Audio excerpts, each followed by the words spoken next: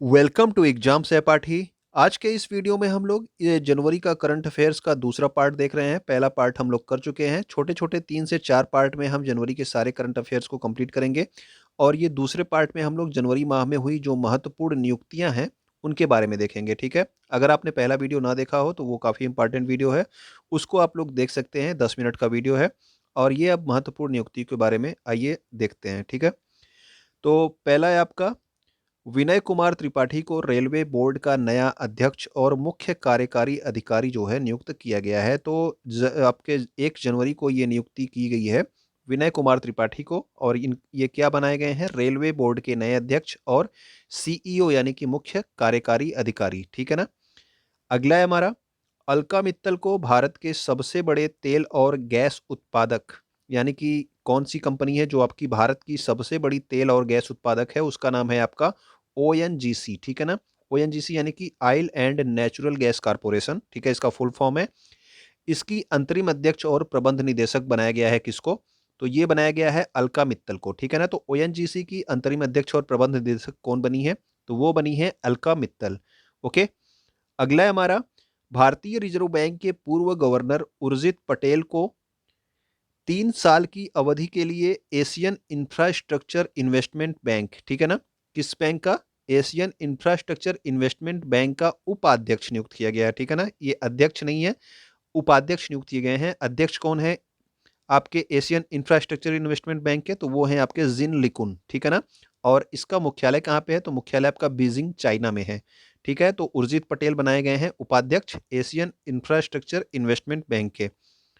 ठीक है, नेक्स्ट हमारा पॉइंट है जी अशोक कुमार को जल शक्ति मंत्रालय के तहत राष्ट्रीय स्वच्छ गंगा मिशन, ठीक है, राष्ट्रीय स्वच्छ गंगा मिशन का नया महानिदेशक नियुक्त किया गया है। तो राष्ट्रीय स्वच्छ गंगा मिशन इंपॉर्टेंट मिशन है आपका।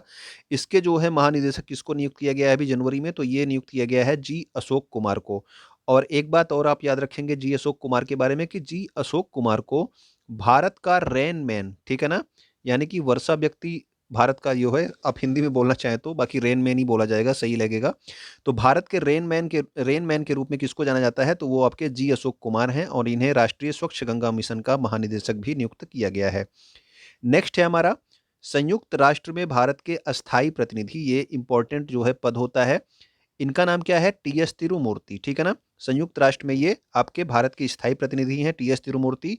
इन्हीं को 2022 के लिए संयुक्त राष्ट्र सुरक्षा परिषद की आतंकवाद विरोधी समिति, यानी कि जो संयुक्त राष्ट्र में आपकी सुरक्षा परिषद की आतंकवाद विरोधी समिति है, उसका अध्यक्ष किसको बनाया गया है, जो कि भारत में हमारे अस्थायी प्रतिनिधि हैं भारत के यूनाइटेड नेशन में, उनका नाम क्या है, टी एस तिरुमूर्ति। ओके।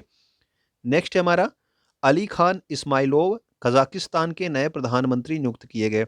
तो कजाकिस्तान के नए प्रधानमंत्री अभी हाल ही में जो है वहाँ के प्रधानमंत्री ने अपना इस्तीफा दे दिया था, तो उसके बाद अली खान इस्माइलोव जो है ये जनवरी में कजाकिस्तान के नए प्रधानमंत्री नियुक्त किए गए हैं। नेक्स्ट हमारा चीन के वरिष्ठ राजनयिक झांग मिंग ने संघाई सहयोग संगठन के नए महासचिव के रूप में कार्यभार संभाला है। तो संघाई सहयोग संगठन का भी सदस्य भारत है, ठीक है, आपको पता है।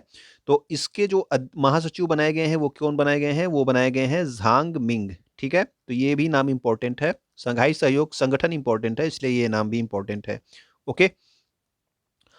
इसरो के प्रख्यात रॉकेट वैज्ञानिक जिनका नाम क्या था, डॉक्टर एस सोमनाथ। ठीक है, तो इसरो ने जो है डॉक्टर एस सोमनाथ को अपना नया अध्यक्ष और अंतरिम सचिव नियुक्त किया है। तो इसके पहले कौन अध्यक्ष था, अगर आपको पता हो तो आप कमेंट करके बताइएगा। ठीक है ना, काफी इंपॉर्टेंट नाम था। तो इसरो के पहले अध्यक्ष कौन थे वो आपको बताना है।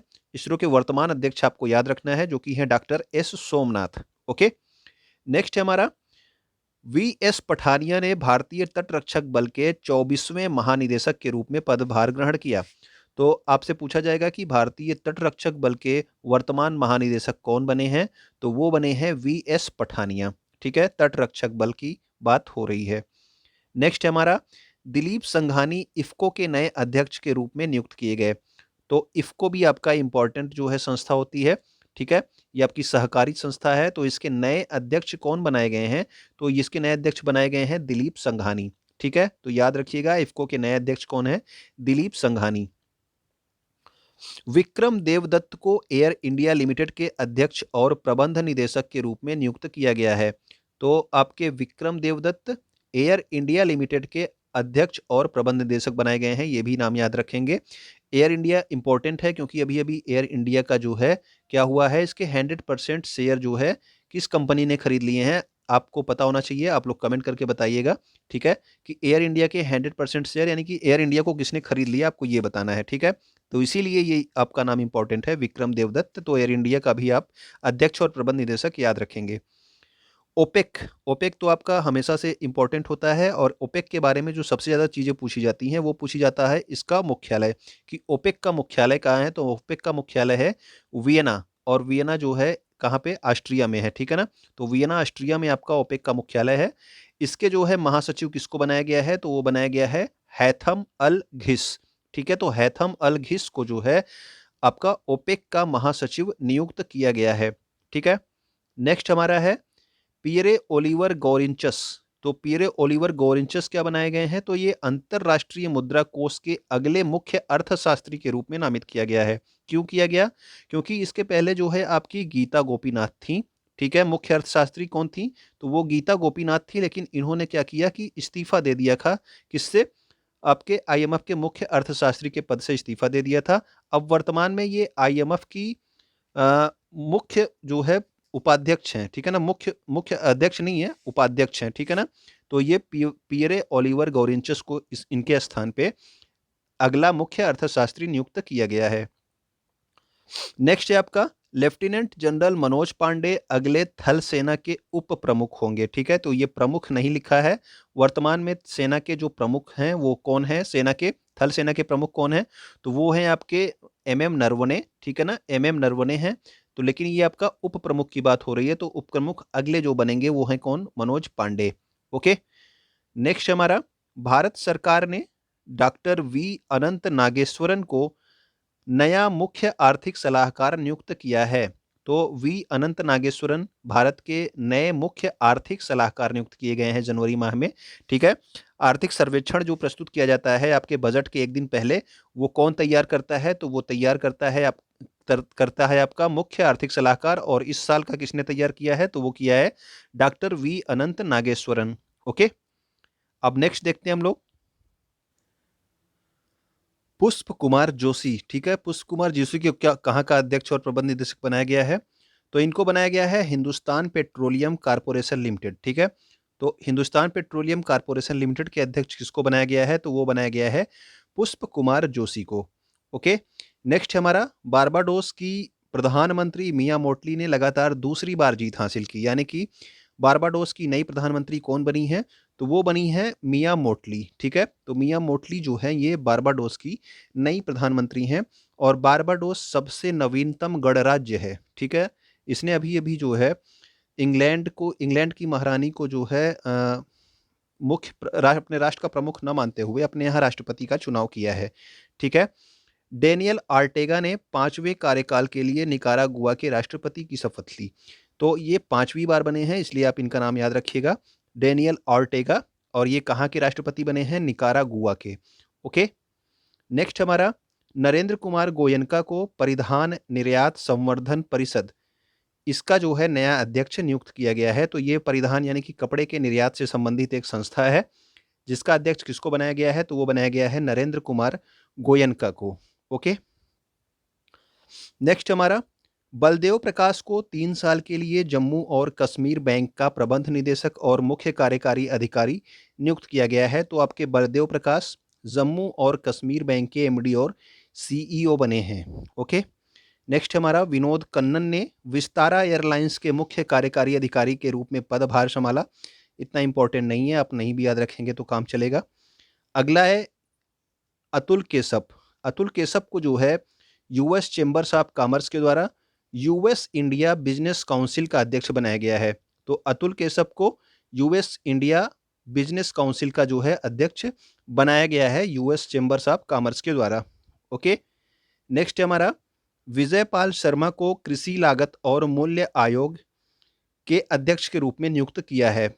और ये जो आपका कृषि लागत और मूल्य आयोग है, ये आपके एमएसपी की सिफारिश करता है, ठीक है ना। और इसकी जो है स्थापना कब हुई थी, तो ये 1965 में बनाया गया था। इसके अध्यक्ष कौन है, तो ये कृषि से संबंधित है, तो आप इसका जो है नाम याद रखिएगा, विजय पाल शर्मा का। ओके, कृषि लागत और मूल्य आयोग के अध्यक्ष ये बनाए गए हैं। नेक्स्ट है हमारा रघुवेंद्र तंवर को भारतीय ऐतिहासिक अनुसंधान परिषद, ठीक है, Indian council of historical research का अध्यक्ष बनाया गया है। किसको, तो वो बनाए गए हैं रघुवेंद्र तंवर, ठीक है ना। ये सारी की सारी नियुक्तियां आपके जनवरी माह की ही हैं। तो भारतीय ऐतिहासिक अनुसंधान परिषद के अध्यक्ष कौन है, रघुवेंद्र तंवर हैं। नेक्स्ट है आपका माल्टा की ईसाई डेमोक्रेट, क्या नाम है इनका, रॉबर्टा मेट्सोला। तो रॉबर्टा मेट्सोला क्या बनी है, तो इनको नियुक्त किया गया है यूरोपीय संघ की संसद का अध्यक्ष, ठीक है। यूरोपीय संघ के बारे में आप सबको पता होगा, यूरोपीय संघ में कितने देश हैं, आप लोग कमेंट करके बताइएगा, ठीक है। और वर्तमान में यूरोपीय संघ की अध्यक्षता कौन सा देश कर रहा है, ये आपको बताया गया है, आप इसको बताइएगा, ठीक है। तो ये आपके यूरोपीय संघ की संसद की अध्यक्ष बनी है रॉबर्टा मेट्सोला। चंचल कुमार को राष्ट्रीय राजमार्ग and infrastructure Vikas Nigam limited का अध्यक्ष और प्रबंध निदेशक नियुक्त किया गया है, ये ज़्यादा इंपॉर्टेंट नहीं है। अगला देख लीजिए आप, विनोदानंद झा को 5 साल की अवधि के लिए prevention of money laundering act की एडजुकेटिंग अथॉरिटी का अध्यक्ष बनाया गया है, ठीक है। तो ये सारे जो है हमारे जनवरी माह के महत्वपूर्ण नियुक्तियां थी, जो ज़्यादा महत्वपूर्ण थी वो सब आपको ऊपर मिली थी, ठीक है। तो अगर आपको ये पसंद आया होगा, ये हमारा दूसरा जो है जनवरी के करंट अफेयर्स का वीडियो था, तो आप वीडियो को शेयर कर दीजिए, वीडियो को आप लाइक कर दिया कीजिए। वीडियो देखने के लिए आपका धन्यवाद। अगर आपको कुछ अच्छा लगा हो तो आप कमेंट करके बता सकते हैं।